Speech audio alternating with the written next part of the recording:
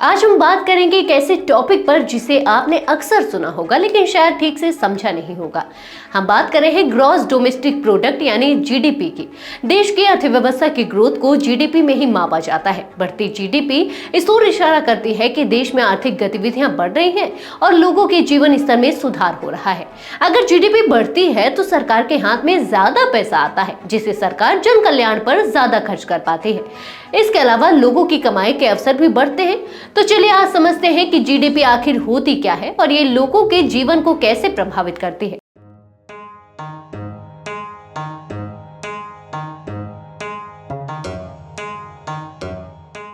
Hello and welcome back to our channel cerebral circle. GDP किसी भी देश में एक साल में बनी हुई सारी चीजों और सेवाओं का कुल बाजार मूल्य होता है।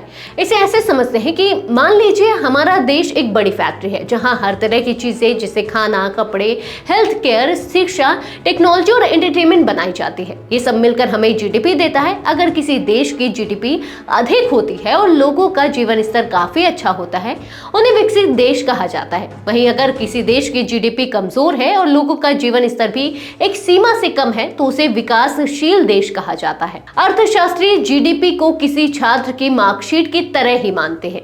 जिस तरह मार्कशीट से पता चलता है कि छात्र ने साल भर में कैसा प्रदर्शन किया और वह किन विषयों में कमजोर या मजबूत रहा है, ठीक उसी तरह जीडीपी आर्थिक गतिविधियों के स्तर को दिखाता है और इससे पता चलता है कि किन सेक्टरों की वजह से इसमें तेजी या गिरावट आई है। इससे पता चलता है कि साल भर में अर्थव्यवस्था ने कितना खराब या अच्छा प्रदर्शन किया है।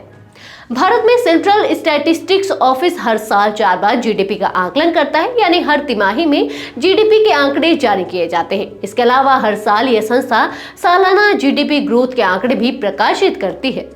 भारत जैसे विकासशील और मध्यम आय वाले देश के लिए जीडीपी ग्रोथ का अच्छा होना बहुत जरूरी है, जिससे देश की बढ़ती आबादी की जरूरतों को पूरा किया जा सके। जीडीपी से एक तय समय में देश के आर्थिक विकास और बढ़ोतरी का पता चलता है, जो आर्थिक फैसलों और नीतियों के लिए महत्वपूर्ण जानकारी देता है। जीडीपी का आकलन 4 प्रमुख कंपोनेंट्स के जरिए किया जाता है, जिनकी मदद से हम देश की आर्थिक स्थिति का सही अनुमान लगा सकते हैं। पहला है कंजम्पशन एक्सपेंडिचर। यह उन खर्चों का कुल योग है जो लोग गुड्स और सर्विसेज खरीदने के लिए करते हैं। इसका मतलब है कि आम लोग अपनी रोजमर्रा की जिंदगी में जो सामान और सेवाएं खरीदते हैं वो इसमें शामिल होते हैं। इससे देश में कंजम्पशन की स्थिति का पता चलता है। दूसरा है गवर्नमेंट एक्सपेंडिचर, मतलब सरकारी खर्च। यह उस खर्च को दिखाता है जो सरकार की ओर से सार्वजनिक सेवाओं, इंफ्रास्ट्रक्चर, शिक्षा, स्वास्थ्य, सुरक्षा जैसी चीजों पर किए जाते हैं। तीसरा है इन्वेस्टमेंट एक्सपेंडिचर। यह वह राशि है जो व्यवसाय और सरकार नई सुविधाओं, निर्माण, मशीनरी या उत्पादकता बढ़ाने के लिए निवेश करते हैं। यह देश के विकास और रोजगार के लिए महत्वपूर्ण होता है। चौथा और आखिरी है नेट एक्सपोर्ट्स। यह वह अंतर है जो एक्सपोर्ट एंड इंपोर्ट के बीच होता है। यदि एक्सपोर्ट ज्यादा होता है तो यह जीडीपी को बढ़ाने का काम करता है। इसके अलावा जीडीपी का आकलन 2 तरीके से किया जाता है। पहला है नॉमिनल जीडीपी, जिसमें सभी वस्तुओं और सेवाओं की मौजूदा कीमतों पर आधारित होती है।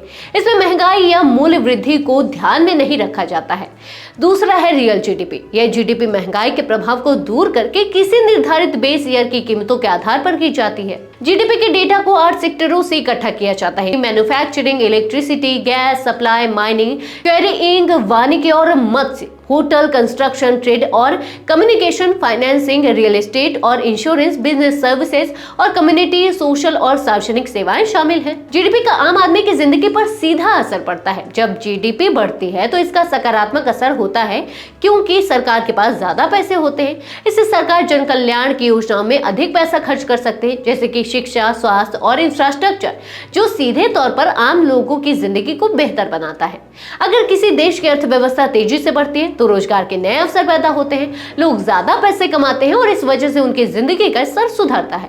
लोग बेहतर सेवाओं का इस्तेमाल कर पाते हैं और उनकी आर्थिक स्थिति मजबूत होती है। लेकिन जब जीडीपी गिरती है तो इसका विपरीत असर होता है। आम आदमी की कमाई में कमी आती है, कंज्यूमर डिमांड घटती है और बिजनेस की आय भी कम होती है। इससे कंपनियां और छोटे व्यापार प्रभावित होते हैं। इसके साथ ही नई नौकरियों के अवसर भी कम हो जाते हैं।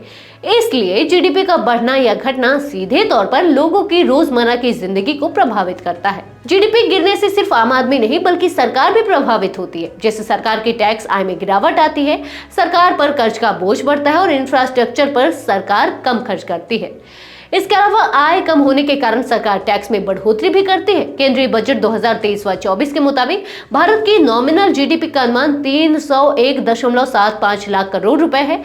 यह वित्त वर्ष 2022 व 23 के 272.41 लाख करोड़ रुपए से 10.5% ज्यादा है। अब आप समझ गए होंगे कि जीडीपी सिर्फ एक आर्थिक आंकड़ा नहीं, बल्कि ये आपके जीवन को हर पहलू से प्रभावित करता है।